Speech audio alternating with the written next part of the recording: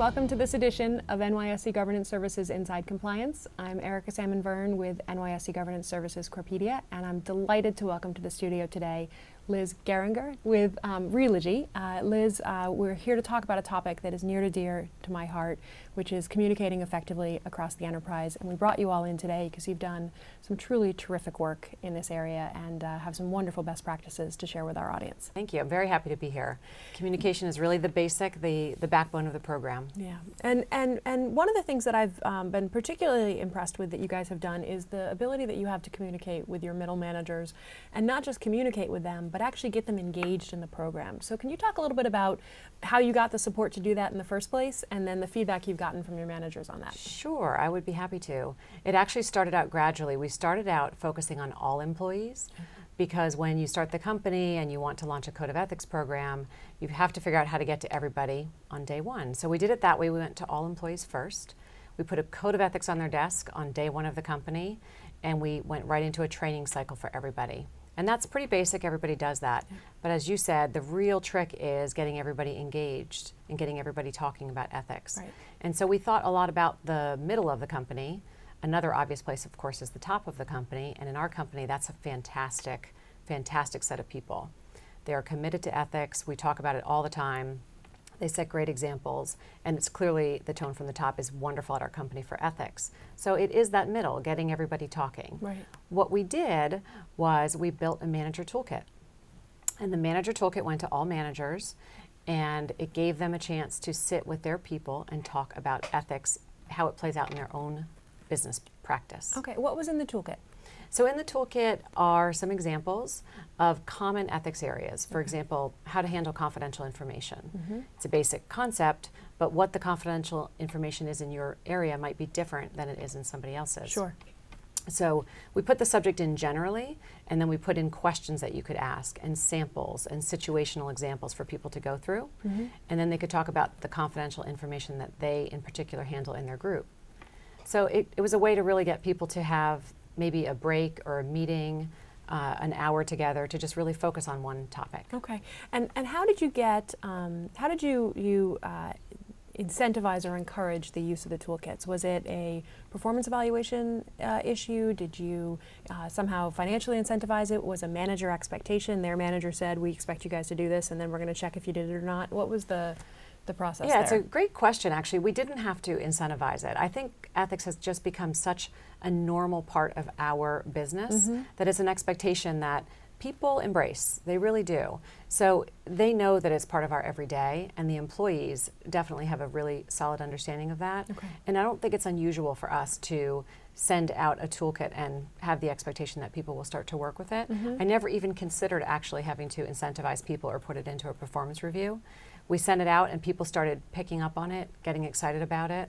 They called and asked us to come maybe give an example, sit with them for coffee and go through the toolkit. Okay. Things like that. They started to share ideas. Okay. And how long have the toolkits been out there within the organization at this point? Yeah, they've been out there for over a year. Okay. And we're in our annual training cycle, so we're reminding people about them now. And we will probably refresh the toolkit and add some other topics. New topics. As your risk profile changes, as the company grows, you'll obviously have different topics to talk about. Exactly right. And what kind of employee feedback have you gotten on really all of the various communication initiatives that you do? But I'm particularly curious about the manager toolkits. Part of the reason I'm picking on this one aspect of your communication program so much is when we look at employee survey data, almost across the board employees say the number one person that matters to me from a behavior perspective is my supervisor. That's the person I'm going to take my cues from. That's the person who really influences me. And about 85% of employees say, I'm only going to go talk about a serious issue to my supervisor, or maybe my supervisor's supervisor. That's the person I trust. It's the person I work with on a regular basis. And so those mid-level managers become, from a program perspective, so phenomenally important to the success of the program. I think you're right. I think it's all the pieces. I think you care what your peers do, and I think you care what the tone at the top is, what the executive leadership says. And I think that you are happiest if you can go to work every day and interact with a supervisor who you know cares for you, wants to do the right thing. I think employees really go to the office every day. They want a day that they can get their work done and have a pleasant day. Right. And a lot of that ties into ethics. They just want it to be simple and right. And so it is exactly as you said. You want to really have a positive interaction with your supervisor. It's a really important person. The studies bear that out. Yeah.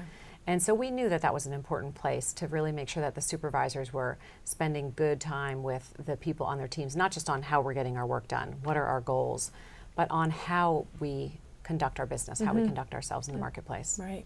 And employees are, the feedback you're getting has been uniformly positive. Has it changed the program at all, the employee feedback? I think it has made it more real. It takes it out of theory. The feedback has been positive, and I think it makes people not just know the concept. So you could talk about insider trading or protecting PII, personally identifiable information, but until you really talk through what that is and what that really means in your work area, it can just be a lot of theory. You may be able to repeat it, but I think it's really important to talk through, okay, do we have that issue? Right. What kind of information may we come into contact with that would be material inside information? You can keep saying that phrase, but unless you really talk through what is the work we're doing in our department and do we ever come into contact with it? Right. What meetings do we go to? What is on the copy machines that we might see?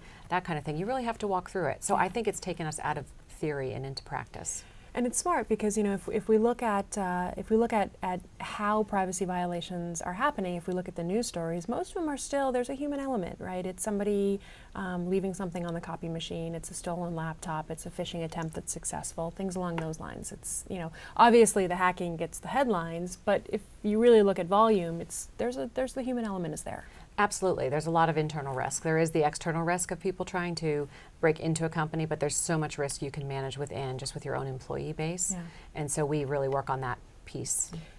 And so, you know, moving beyond the toolkits, you guys, you have a wonderful phrase for your communication philosophy, which I enjoy so much, and it's this concept of echo, right? It's over and over and over. You want to be messaging on a particular issue or a particular topic. We do. We really recognize that we have a huge variety in our audience.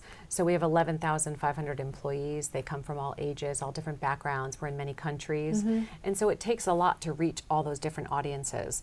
And different groups will respond differently to different things. So adult learners may prefer a training course where some of the younger learners, so to speak, prefer us to blog or send them a funny vignette, something brief. So you really have to think about taking one message, one topic, say it's fraud prevention, and finding a way to do it in all of the different channels that we have and all the different methods, whether it's a poster, whether it's an email campaign, whether it's a video. So we really try to do everything, and we echo our message through a variety of media. Yeah, and the video piece is an interesting one. Are you in a position where how much of your employee base is online? Do you have 100% online 100%. access? Okay, so you're in that great position where you really do have all those yes. electronic channels that are available to you. What kind of videos are you doing? Is it senior leadership team interviews? Is it vignettes? Is it all of the above? What's the video philosophy? So annually we do the standard, relatively serious 1-hour training courses on a variety of subjects. We have a code of ethics course, we do a corruption course, we train on sexual harassment prevention, obviously, and we do the whole gamut of courses. We look at it every year and decide what we should be training on. So employees will have maybe 3 to 5 courses to complete a year. Okay. That's the standard annual training. But we also do funny vignettes. We work with Second City Communications, and we do send out those very short 2-minute videos that are full of humor and really capture attention. We've gotten tremendous feedback on those. Yeah, yeah. And then obviously leveraging your senior management team however you can. We do. We have our CEO does a video every year on the topic of ethics, and he speaks at every town hall also, which is live but also video recorded so people can watch it back. And he always speaks about ethics at every one of our meetings. He's very committed and wonderful. That's great. That's great. It's one of the things that I find interesting talking to a lot of companies, especially those companies that have worldwide operations, is the whole, if you will, when a company doesn't take full advantage of their whole leadership team. So it's not just, obviously your CEO is critically important, but so are your regional heads, you know, your chief technology officer. There are so many different voices that you can leverage on different topics, and that diversification of channels, both the mechanism you actually use to deliver the message and then also the person from whom the message is coming, really does help grab the attention of different employee groups.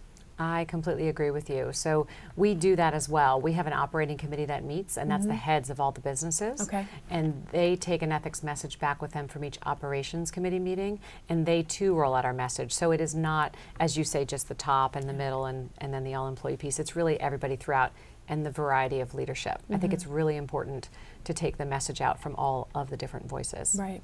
And what kind of employee, what's your employee's favorite mechanism that you've heard about? I think they get a kick out of our posters. We Okay. try to make our posters interesting and engaging and fun, and we have them in all locations. I think it's really important that people see that message every day, and we always make sure it's a hotline message so that people know that we are a company that wants people to call, that we will not retaliate for people calling with concerns. Right. And I think that it's a reliable and colorful way to get to people. And then on a more personal level, we have a thank you notes. We do handwritten thank you notes every year. I'll send messages out myself to a few hundred people who've really done something to support the program or just done things very well, very good things during the year. And I think people have really appreciated that, the personal touch, the personal thank you. That's great. That's great. Yeah, it's a handwritten thank you note in this day and age is old-fashioned. Yeah, it is.